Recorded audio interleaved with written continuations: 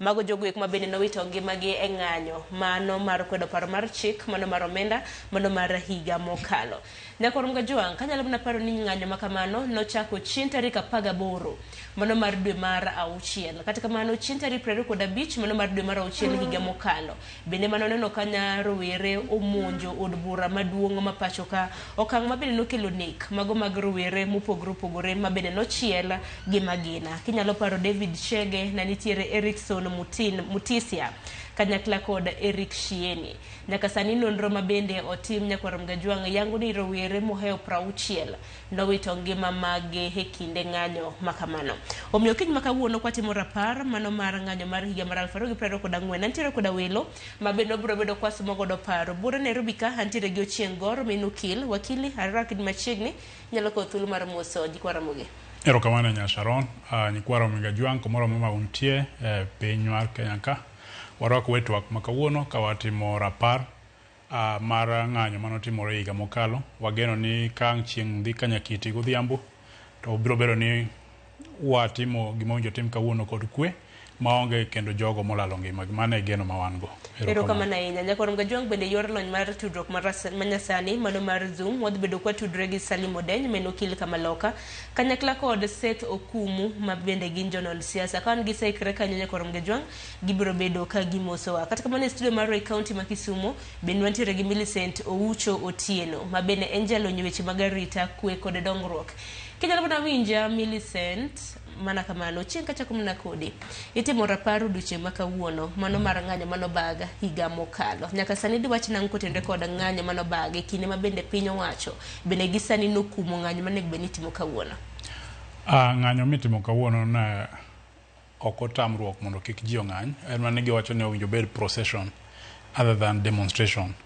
Koro ng'anyo manotimore higa mokalo kawuono tarik 25 dwe mar auchiel ni e higa mokalo nyithindwa rawere nowuok oko mondo kwed ahinya gigo weche mane gineno ka ok timre maber e sirikal mane ji odhi e ndara mondo ochiw pachgi ka gidwaro ni mondo owinj wachgi. To ne obedo rakruok manotimore ma iswacho ni jo ng'i ratiro mag dhano mobedo affected gi police brutality, jo IMLU nowacho ni nwalalo ji makadho 63 to moko bende nolalgo mano tho ne 63 to mabe ok ong'e kuma nitie gimbe gin mana madhi 60 kono. Mano ji mang'eny ahinya. Koro kawuono awacho ni yawa pod dok mondo opar penalty mane jo ochulo, ultimate penalty mane nyithindo ochulo gi rembgi ka rembgi nochwer. Koro sirikal kaka pile wacho ni mondo ochiw arita nikech nosemigi notification mar procession midhi tim kawuono. Koro wan okwayo sirikal ni mondo ka ochopo to kaka sana neno kapok ji owuok ahinya kana wuotho kata neno kodine ji kuonde baro wacho ni sirikal mondo ochiw arita kwe. To be daero mar nyiso nyithindwa mabiro wuok oko kawuono kata joma dongo kech ok en mar nyithindo kende ka nitie jonyuol manolalo nyithindgi, ji bende manolalo wedegi kod osiepegi ka obiro wuok oko to watang' ahinya nikech jomoko bende nitie mabiro moor mondo odonje kind ji mondo keth ng'anyo ni. Koro rakruok gi polis nyalo bedo kopo ni goons, jomiluongo ni goons kata jo goons gi dholuo Sharon gin achije gin jogo kuma bende temo rocho jonjore gin jonjore matemo rocho kwe mabiro bedo koro jaka jitang' kech onyalo dhi kutimo maber kare uriales ni jomoko nie yu maketho gino koro biro kelo rakruok e kind raia kod polis. Koro kwa raia mondo kwa dhi mbele to wabed gi kwe joma dhi mbele gi biashara kech aneno ka jomoko to be dhi mbele gi tijegi Nairobi ka owe mondo gidhi mbele jogo moloro margi mabedo nene gi dala gin bende gin gi ratiro no.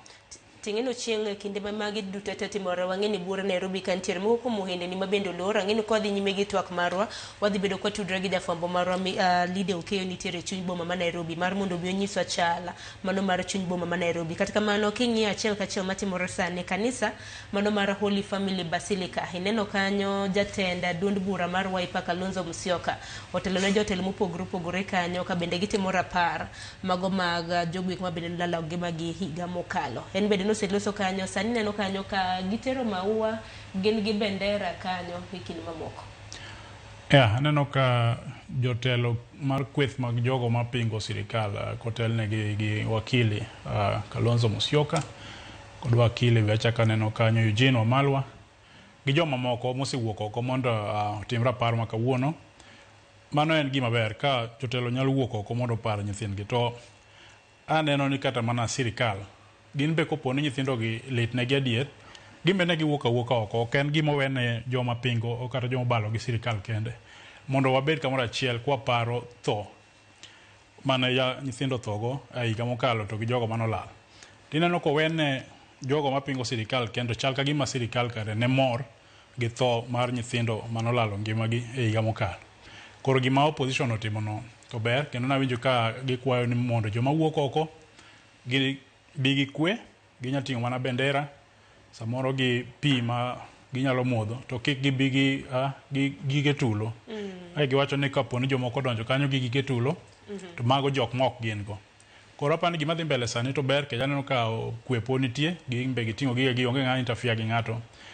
Biashara iwacho adier moko to ibiro lor kawuono, ng'eny ji noluor ni tulo nyalo bet, nitie joma tin ma kata kamano pod dhi mbele. Koro en mana kwayo ni kech ineno ka kata ng'anyo mano bede ma nyoro ka mar Ojwang' ni nitie jok mane timo mana ohandgi, to inyalo yudo ni ng'ato ne pod ochako tho. Ka ok ng'anyo timo mana biashara to pod ne polisi ogine no goye gi magina. Koro wakwayo ni mondo horuok obede e kind polise, gin be ging'e mana mag nyithindgi, to jogo be madhi ng'anyo bong'e ni polise gi gin mana nyithind jomoko. Koro mondo kwe motemo gine lando kawuono. Siemo mar kweno bende maneno ka jotelo